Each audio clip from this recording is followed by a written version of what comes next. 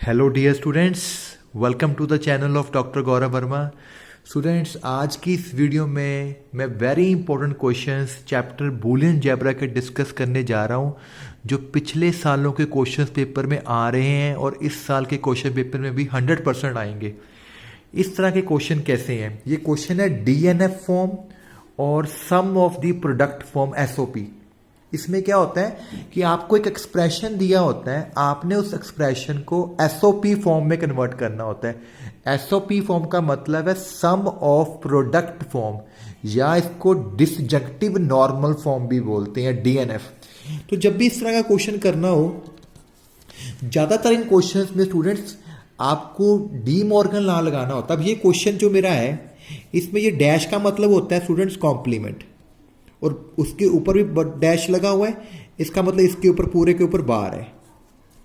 ठीक है जी। तो जब भी इस तरह का क्वेश्चन करना है, आपको कॉम्प्लीमेंट ला जो है डी मॉर्गन्स लॉ लगाना चाहिए। जैसे अब इसके ऊपर पूरा कॉम्प्लीमेंट है, तो आपको ये सिखाया हुआ है कि अगर किसी चीज का ऐसे कॉम्प्लीमेंट हो तो वो हो जाता है ए का बार, बीच में साइन चेंज बी का बार, यानी कि दोनों को अलग अलग करके बीच में साइन चेंज कर देगा। ये होता है डी मॉर्गन्स लॉ। तो यहां पे भी यही करेगा वो, बीच में कुछ नहीं है, डॉट है इसका मतलब, तो इसके ऊपर बार का बार हो जाएगा और यहां पे भी डबल बार हो जाएगा। ठीक है जी। अगर बीच में कुछ नहीं, इसका मतलब डॉट है, तो जब डॉट का बार करेंगे तो बार उस डॉट को प्लस में कन्वर्ट कर देगा और दोनों के ऊपर अलग अलग बार हो जाएगा। अगर किसी के ऊपर डबल बार आ जाए तो वो सिंगल हो जाता है। तो ये ऐसे y प्लस जेड बन गया। ठीक है जी। अब आप इसको इससे मल्टीप्लाई करो, x y plus x z. अब जो डीएनएफ फॉर्म होती है उसमें, या सम ऑफ प्रोडक्ट फॉर्म होती है, उसमें ये मेरा सम बन गया है, ये प्रोडक्ट भी है एक्स वाई एक्स जेड। पर ये जो फॉर्म होती है इसमें प्रोडक्ट का मतलब, ऐसे एक्स वाई ये प्रोडक्ट है ना, तो इसमें जेड भी आना चाहिए। जैसे ये एक्स जेड है, इसमें वाई भी आना चाहिए, यानी कि कंप्लीट प्रोडक्ट होना चाहिए। कंप्लीट इन द सेंस, जैसे हमारे पास क्वेश्चन में वेरिएबल है एक्स वाई जेड, तो अगर एक्स वाई के साथ जेड नहीं आ रहा तो जेड को भी लेके आना है। जैसे एक्स जेड के साथ वाई नहीं आ रहा तो वाई को भी लेके आना है। तो हमारे पास एक रूल होता है, 1 is equal to A plus A bar, ये 1 की वैल्यू होती है। तो अब इसको इस तरह यूज करूंगा, जैसे एक्स वाई है ना, तो इसके साथ 1 लिख लो, इसके साथ भी 1 लिख लो। अब यहां पे मेरा z नहीं है, तो मैं इस 1 की जगह लिखूंगा z प्लस जेड बार, क्योंकि इस तरह की चीज 1 के इक्वल होती है।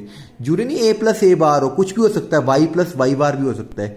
तो जब 1 होता है, उसको जो वेरिएबल नहीं है, जैसे इसमें y नहीं है, तो उसकी जगह लिख दो y प्लस वाई बार। अब इसको सिंपली मल्टीप्लाई करो, एक्स वाई जेड बार एक्स जेड वाई। ठीक है जी। तो इस तरह अब ये सारी टर्में हैं जो प्रोडक्ट है, ये भी प्रोडक्ट है, ये भी प्रोडक्ट है। प्रोडक्ट का मतलब 3 चीजें आपस में मल्टीप्लाई हुई हैं, बीच में उनका सम का साइन है, तो ये मेरी सम ऑफ प्रोडक्ट फॉर्म बन गई, यानी कि एसओपी फॉर्म बन गई है। अब जब ये इस तरह की फॉर्म बन जाती है, इसको एक बार ध्यान से देखना होता है कि कोई टर्म रिपीट तो नहीं कर रही। अब ये वाली टर्म और ये टर्म दोनों रिपीट कर रही हैं, ये दोनों चीजें सेम है, x y z x z y. तो जो दोनों चीजें सेम होती हैं उसको एक बार ही लिखते हैं, बाकी टर्में हम वैसे की वैसे ही लिख देंगे, क्योंकि रीजन होता है ए प्लस ए जो होता है वो ए के इक्वल ही होता है। तो अगर दो चीजें सेम है तो उसको एक बार ही लिखा जाएगा। तो कंप्लीट एसओपी फॉर्म में हमेशा पहले डी मॉर्गन्स लॉ लगेगा, डी मॉर्गन्स लॉ लगाने के बाद उसको मल्टीप्लाई कर लो। फिर जो टर्में आपके पास आ जाएंगी, आपने देखना है कि उसमें कौन सा वेरिएबल नहीं आ रहा। जैसे एक्स वाई है, इसमें जेड नहीं आ रहा, तो उसके साथ 1 लिख के आप अपने आप से जेड प्लस जेड बार कर लोगे। अब जैसे एक्स जेड है, इसमें वाई नहीं आ रहा, तो इसके साथ वाई प्लस वाई बार लिख लोगे। फिर इनको मल्टीप्लाई करके अलग अलग कर लोगे। फिर जो सी टर्में सेम सेम है उनको एक बार लिखना है। ठीक है, ये मैंने आसान क्वेश्चन कराया। अब मैं आपको डिफिकल्ट क्वेश्चन कराने जा रहा हूं, जो पिछले साल के पेपर में आया है, वो बहुत इंपॉर्टेंट क्वेश्चन है। क्वेश्चन है, right x y complement z पूरे का कॉम्प्लीमेंट इन एसओपी फॉर्म। ठीक है जी। तो पिछले क्वेश्चन की ही तरह है, पर ये थोड़ा सा ध्यान से करने वाला क्वेश्चन है। देखिए, अब जो बीच में वाई कॉम्प्लीमेंट है, इसको बार लिख लो, पूरे के ऊपर कॉम्प्लीमेंट, सी का मतलब होता है कॉम्प्लीमेंट, बार, वाई का कॉम्प्लीमेंट, इसके ऊपर भी मैंने बार लगा दिया। अब ये पूरे के ऊपर बार है, तो डी मॉर्गन लॉ कहता है जो बीच में डॉट है ना बेटा वो प्लस हो जाएगा और सभी के ऊपर बार आ जाएगा। डी मॉर्गन लॉ लिख सकते हो बाय डी मॉर्गन लॉ। अगर आपको डी मॉर्गन लॉ के बारे में नहीं पता तो मेरे चैनल पे जाइए, D Morgan's law for Boolean algebra की वीडियो मिलेगी आपको, तो समझ लो, तो वो भी बड़े काम की चीज़ है। ठीक है जी, तो ये हो गया अलग अलग। अब जब किसी के ऊपर डबल बार आ जाता है तो उसको सिंगल बार लिखना है हमेशा, वो कट जाएगा आपका बार, डबल बार कट गया। अब मुझे क्वेश्चन है एसओपी फॉर्म।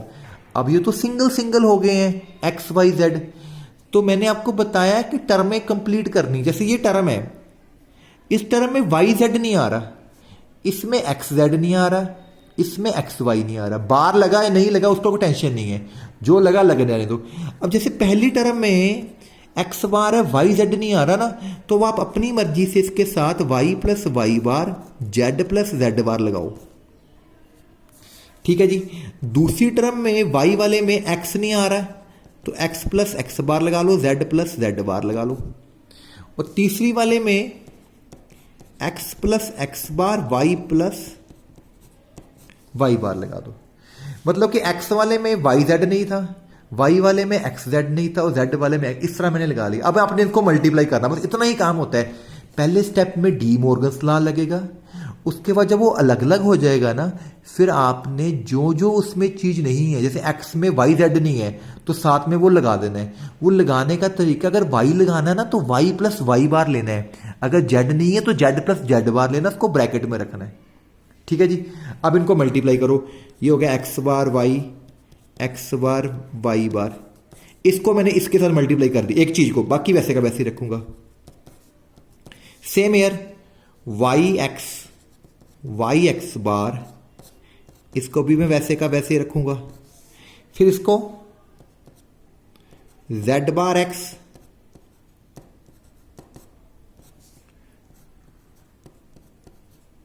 मल्टीप्लाई चल रहा है।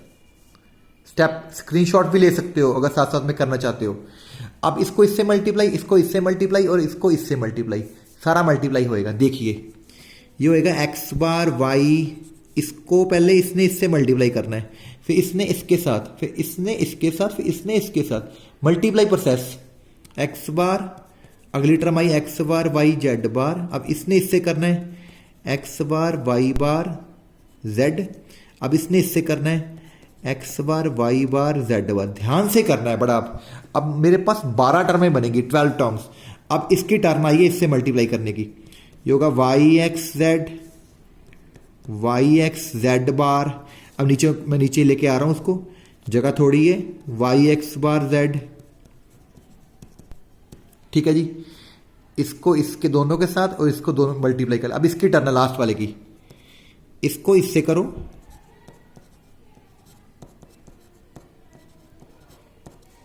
इसको इसके साथ कर दी, अब इसको इसके साथ, इसको इसके साथ, तो बड़ा ही ध्यान से करने वाला है।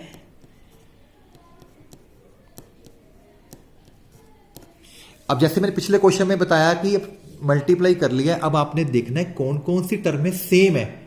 जो टर्में सेम है उनको हम सिर्फ एक बार ही लिखेंगे, दोबारा नहीं लिखेंगे। जैसे ये देखो, ये एक्स बार वाई जेड है, इसको तो मैंने लिख लिया। अब देखो कहीं और तो नहीं आ रहा एक्स बार वाई जेड, ठीक है। तो अगर कहीं पे आ रहा है तो उसको, ये देखो ये पड़ा है सेम सेम, तो ये खत्म हो गया, इसको दोबारा लिखने की जरूरत नहीं है। इसके बाद नेक्स्ट टर्म देखो एक्स बार वाई जेड बार, तो देखो कहां पे आ रहा है एक्स बार वाई जेड बार। ये देखो ये टर्म और ये टर्म सेम है, तो ये काट दो, वो वाली लिख लो बस। मतलब एक टर्म को एक बार लिखना, दो बार लिखने की जरूरत नहीं है। नेक्स्ट टर्म है एक्स बार, बस जैसे जैसे लिखते चलो, बाकी देखो उसमें डबल तो नहीं आ रहा, उसको काटी चलो। एक्स बार वाई बार, ये वाली टर्म तीसरी टर्म की बारी है, एक्स बार वाई बार जेड। अब देखो नीचे कहीं आ रहा है एक्स बार वाई बार जेड, नहीं है तो लिखनी पड़ेगी। अगला टर्म है एक्स, तीनों के ऊपर बार है, एक्स बार वाई बार जेड बार। ये टर्म मेरी ये पड़ी लास्ट में, तो ये टर्म कट गई, इसको दोबारा रखने की जरूरत नहीं है। मैं मतलब काट इसलिए रहा हूं क्योंकि मैंने एक इसको लिख लिया है, मैं ये देख रहा हूँ कि ये टर्म दोबारा तो नहीं बीच में आ रही। अगर ये टर्म दोबारा आ रही इसको कैंसिल कर दो। अगली टर्म है वाई एक्स जेड, तो वाई एक्स जेड तो कहीं और दिख ही नहीं रहा, वो भी लिखना पड़ेगा मुझे। ठीक है जी। अब उसके बाद मेरी टर्में आ गई हैं वाई एक्स जेड बार, ये वाली वाई एक्स जेड बार। तो ये देखो ये और ये सेम है, ये काटो। ठीक है जी, यहां तक मैं पहुंच गया था, ये मेरी कट गई। अब ये टर्म रह गई बस। अब इसको देखो किसी के साथ मैच हो रही है, वाई एक्स बार जेड बार, ये किसी के साथ मैच नहीं कर रही, कर रही है, ये देखो ये सेम सेम है, तो ये भी कट गई, ये लिखने की जरूरत नहीं है। लास्ट में जेड बार एक्स वाई बार, तो जेड बार एक्स वाई बार कहीं पे दिख रही है आपको? नहीं दिख रही तो लिख लो उसको। मतलब कि अगर लिख भी दी है ना, जैसे आपको टर्में दो बारी लिख भी दी, तो आप ध्यान से देखो कोई टर्म रिपीट तो नहीं हो रही, तो जो सी टर्म रिपीट हो रही है उसको एक बार लिखना है बस। तो in this way we get complete